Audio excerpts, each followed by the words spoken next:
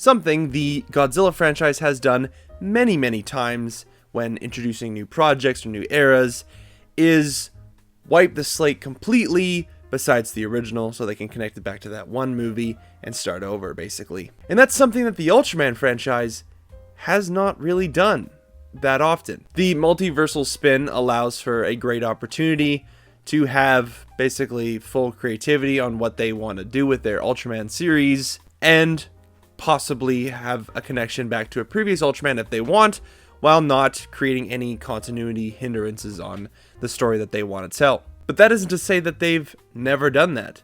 And in the case with the Ultraman manga, that's exactly what they did, is wipe the slate completely besides the first original series. Well, second original series, I guess, because it's Ultraman, not Ultra Q, but you get it. But I'm not here to talk about the manga, even though I just introduced it. And the biggest reason is I actually haven't read that far into it, so apologies. But I'm here to talk about the anime, yes, that CGI animated show on Netflix, and why it was the perfect series to have this approach to it, and did an incredible job of following up the original series. Before I get into the more serious stuff of this conversation, I do actually want to bring up a small thing that a lot of legacy sequels aim for. In fact, every single one of them aims for it, and that is fan service. And the reason every single legacy sequel goes for fan service is because the idea of a legacy sequel following up a beloved original IP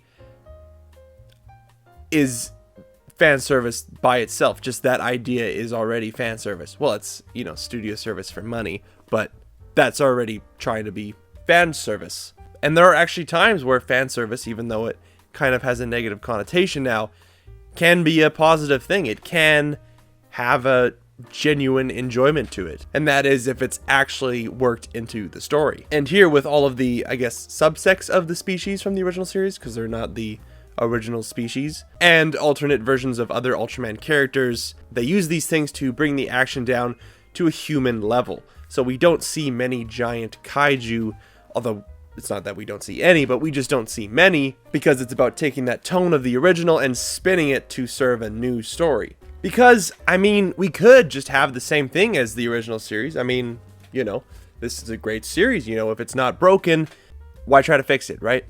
But if you want that, just watch the original series, right? Changing the tone creates something new with these characters, and it creates new messaging as well. It's not uncommon for a past iteration of Ultraman to, cameo in a new Ultraman series to teach a new lesson for the main character of this new Ultraman series. But it's usually just an episode, right? Or a scene. What if we could see that relationship span out for longer than that? What if we could see that for the entire series? Well, that's exactly what the Netflix Ultraman anime did. The reason why it's such a perfect legacy series is because the series is about legacy. People trying to fit into the legacy of those before, and people trying to make their own legacy. With this series, Hayata and the SSSP are not the main characters. They're characters in the show, yes, but we follow Hayata's son, Shinjiro. And season 1 plays out with Shinjiro becoming accustomed to his newfound powers that he has inherited from his father. Powers that he didn't ask for. He didn't have a choice in this. He didn't ask to be put underneath this legacy of Ultraman, but it happened, and now he has to deal with it. And Shinjiro's internal struggle for the season comes from his desire to be like the Ultraman that his dad was. Now his mentor on the job, Dan Moroboshi, who's Ultra 7, feeds him new ideas and concepts on how to be Ultraman that conflict with Shinjiro's preconceptions. Because, Ultraman was a symbol of hope to humanity and what humanity could become in the original series. And Shinjiro believes this, and this is why he doesn't want to kill the aliens, where, Moroboshi tells him that, aliens are just the scum of this planet, basically. Well, not of this planet, of their planet, and they shouldn't be here, and they need to be killed to be properly dealt with. And that's why this is conflicting to Shinjiro, because he's like, I don't want to kill these people because I'm Ultraman. That's not what Ultraman's about. Which honestly, as a side note, is pretty ironic to think about. Ultraman in the original series is, and in fact pretty much every series, is actually ruthless. He brutally murders most of his opponents. Not all of them, but most. Usually there's an episode where Ultraman goes, you know what? Maybe these guys are right. Maybe I shouldn't brutally murder this innocent kaiju. And then the next episode, he's like, what's that? An innocent kaiju? Haven't killed one in a while, so might as well just end it real quick here with an explosion. I mean, he commits mass genocide in the original series. The Baltans, he's like, you know, I don't like what you guys are doing, which, I mean, fair enough. Like, they weren't, like, going about trying to inhabit Earth in the nicest way possible. I'll give him that. But he's like, the last of your species is on this ship. I should destroy the ship, right? And then kill all of you so that your species is done. That I should do that. And then they cheer, and it's they have a happy ending, and it's great. But yeah, that's the original series. We're just gonna move on from that now because they do actually start to point out some of the issues with Ultraman's approach in, you know, season 3, and not in a disrespectful way. I'll say that, and it's actually pretty interesting what they do with it. But I'll get to that in a minute. Anyway, the dilemma that Shinjiro faces drives season 1, but it isn't the only thing that connects back to the original series here. Aside from Shinjiro's relationship with his father, of course, and their ideals being an integral part of the story, the other members of the SSSP also return, but not in ways that only rely on excitement to work, but in ways that seem, I guess, logical to the characters, yes, but in ways that actually help Shinjiro's character develop. But this series also sees the return of the original Ultraman, which is crazy to think that they would have, brought him back in a sequel series like this. Although not in a way that you might expect, and certainly not how I expected. Remember, this is a story that wipes the existence of every other Ultraman series in the franchise except the original.